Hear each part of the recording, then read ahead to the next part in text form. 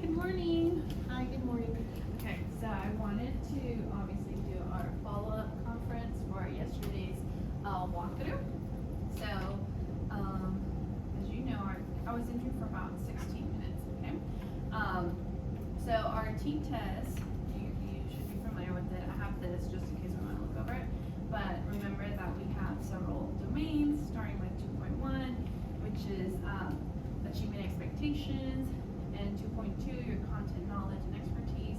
And then we also have, let me give you a copy of this as well. We also have 2.3, which is communication, and that's two-way you between the students as well. And 2.4, any differentiation in the lessons. And then 2.5, that domain is monitor and adjust. And then 3.1 is classroom environment, routines, and procedures. 3.2, managing student behavior, and 3.3 is your classroom culture. So I'm going to go through some of the highlights, some of the things that maybe you could, work on, starting from the top from 2.1. Okay. So I thought that it was great that you encouraged the students to talk and read in the target language, which in such low level Spanish 1, that can be very challenging for them. Some of them even are heritage speakers, don't want to speak it for some reason.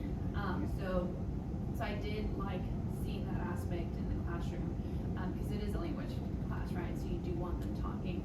Of course, again, since it's Spanish 1, they can't always uphold conversation on the spot, but going through the vocabulary and actually having them use those words, speak them, I thought that was great. However, the one thing with this is that in order to be at a proficient level, it has to be where most students are achieving those expectations.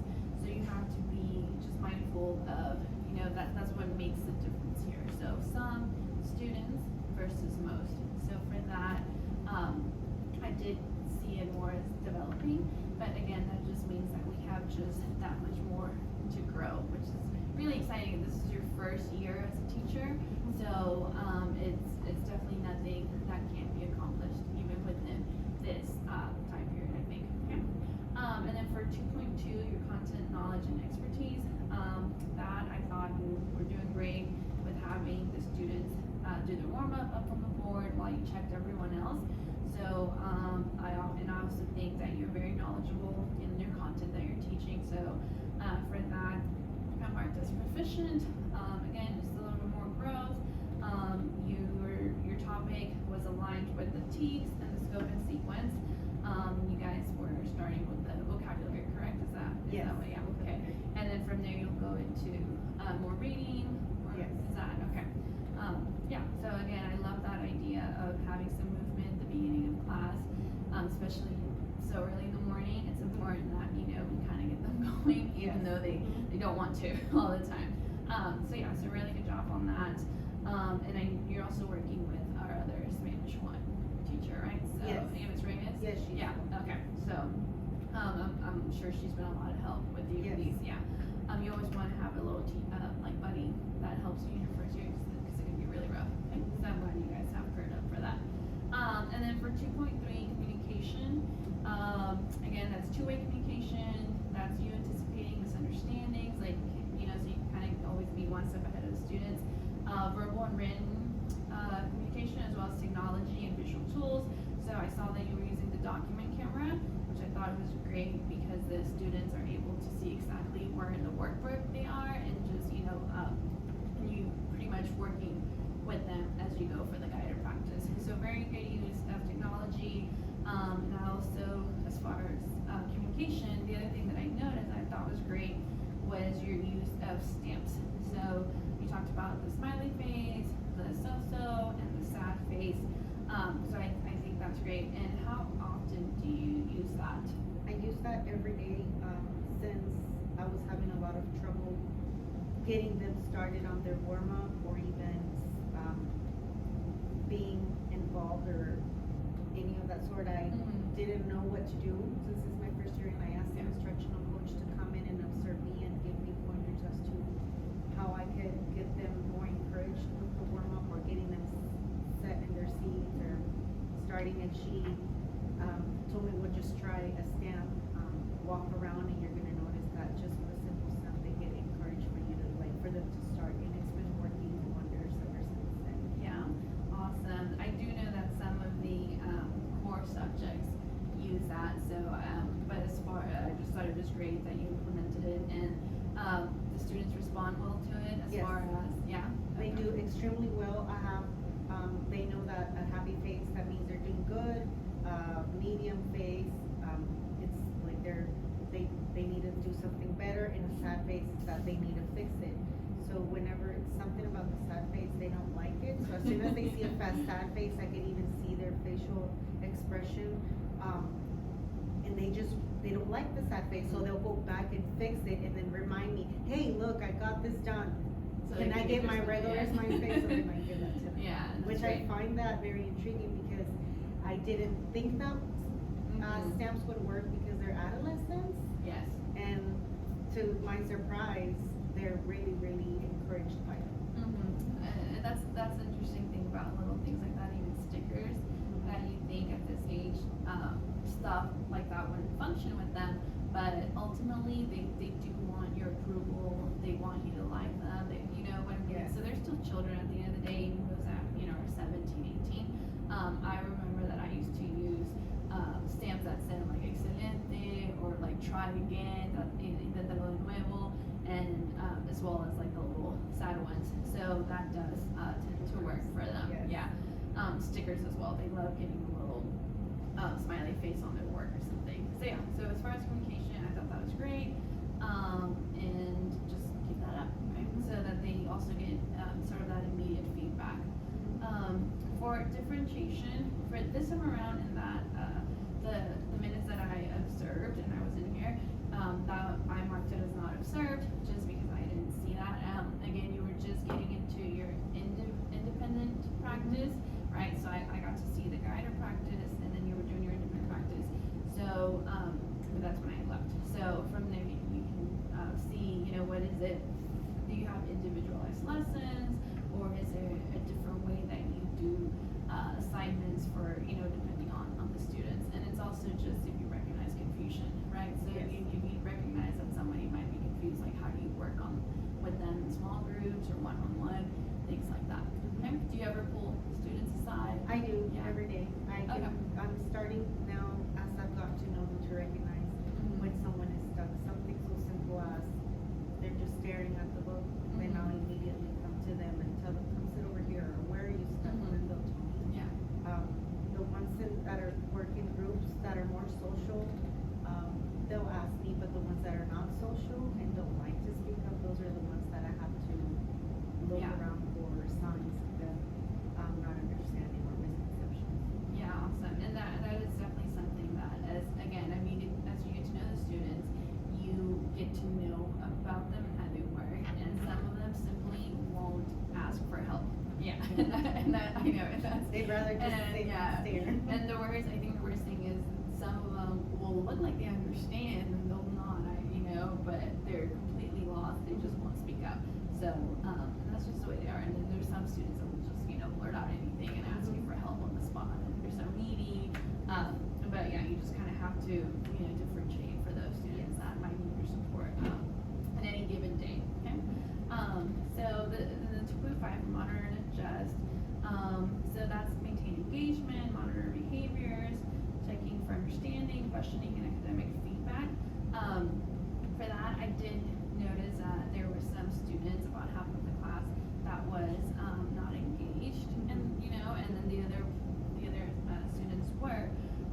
So something to reflect on is just what can be done to ensure that all students are engaged in the lesson, and how can we monitor, right? So if you see that something's not working during the lesson and you need to engage them all, like, do you just kind of scrap what you're doing and then be like, let's do this instead, So a lot of being a teacher, what it takes is for you to be quick on your feet, right? And I think that comes from practice. So again, you being a first-year teacher, it is something difficult, but the more practice, the better you get, which is like kind of, when the light comes on, you're like, actually, this is not working. And some things might work with another class, but not with a you know, even if you think that you have just the best lesson plan, right, that you pour your heart into, and then you bring it and you try to implement it, and it just doesn't go as well. Yeah. So, and then there you adjust, right? And again, that can depend from day to day, or it can depend from class to class period. So, so yeah, just keeping that in mind again, from most students to all students engaged. Your classroom environment, routines, procedures, that includes management of supplies, equipment, safety, and organization. I thought you're doing fantastic with that. Your classroom looks great. It's very neat, it's very organized. I think it's a safe space for students. Although it's freezing in here. Yes. Yeah, it's really cold. Did the kids complain about that? Yes, but Yeah. that's why I brought them blankets. I have Oh, blankets. okay, So yeah. I Oh, wash do you them put them every over there? weekend, Oh, and they know that awesome. if they get too cold, they just go grab a blanket. Oh, okay. And how long ago did you? I just noticed. Since the this. first day. Really? They use them every day. Most they of them just use know. them. Yeah, they Have you ever to. had a student walk out with one accidentally? Yes, but then they bring them back. Oh, okay. You see, and again, that just goes. Well, we're getting there, but yeah, just they know. They don't have to tell you. They don't have to complain like that it's cold. They'll just No, go they reach go for a right. blanket. Yeah.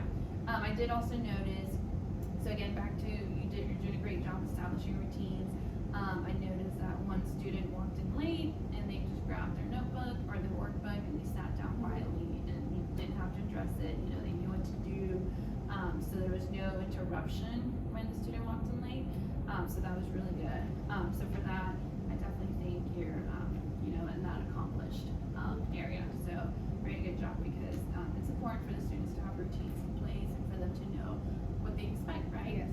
And just for them to have a welcoming space, and I definitely think you have that here. So now for managing student behavior, your systems and your standards, of course, one thing that we've been rolling out in the district is the cell phone policy, which is, I know that it is a battle, right? Every day. Yes. I totally understand, and I can only imagine what you guys go through as teachers with this. And so I think for that, you were also doing a good job. I noticed one student was on his phone, and actually the student next to me, because I was sitting around here, was kind of like telling that kid to put it away. So I was like, oh, you know, they're even like handling it themselves, you know. And the student was like, I'm checking my grades. So I heard it, yeah. And I don't think they realized that I was in here. So had they known, you know, but again, that is the point. I try to just kind of sneak in and, you know, Yes. not disturb anybody. Yeah. But again, most students are meeting the cell phone policy. There were no interruptions that you had to address. So I think for student behavior, there was nothing that you needed to manage, because it's just managing on its own, and you establish those rules as far as your classroom. Do you have a cell phone caddy, or do you need one, or is it just something that they're allowed to have on their desk? No, they are told to put them in their backpacks, but if I see them with their phone out, then I have them put in their box.